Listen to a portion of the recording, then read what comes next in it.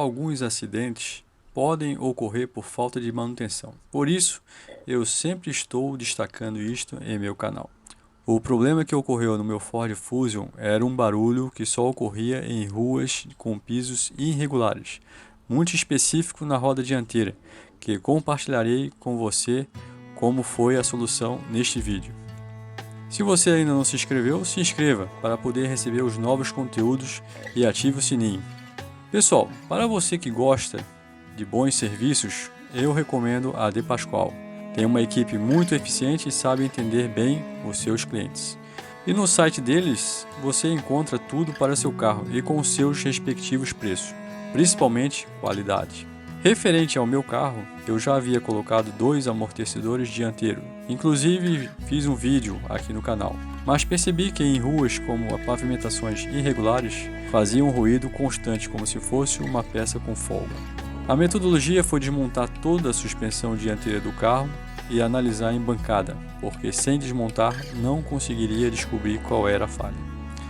Com o desmonte realizado, percebeu-se que havia uma peça com defeito. Veja o vídeo mostrando a diferença entre uma peça boa e a peça ruim. A peça ruim totalmente flexível e com folga.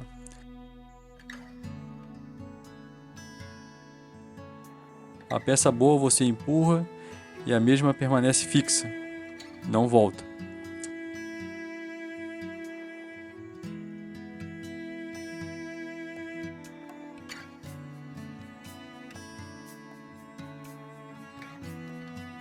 A bandeja de suspensão é um componente que funciona basicamente como um suporte que liga as rodas do veículo ao chassi.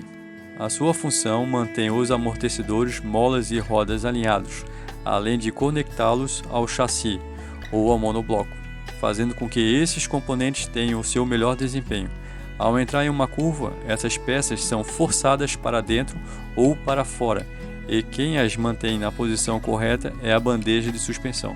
A bandeja é uma peça que trabalha em constante movimento e utiliza buchas nas suas ligações. Com o tempo, o conjunto sofre desgaste, que pode ser identificado por ruídos constantes à parte dianteira e folga. Outro sintoma importante é a falha de alinhamento do veículo.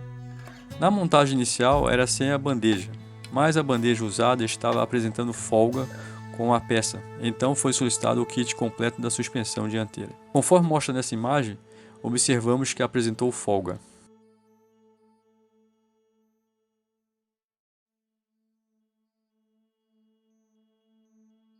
A solução foi um kit amortecedor dianteiro integrado, batente e coifa, bandeja de suspensão esquerda e depois logo em seguida de alinhamento da direção. Terminou a montagem da suspensão, o carro está alinhado e agora vou para o teste prático. Curta, se inscreva para ficar por dentro dos novos conteúdos do canal. Obrigado e até o próximo vídeo.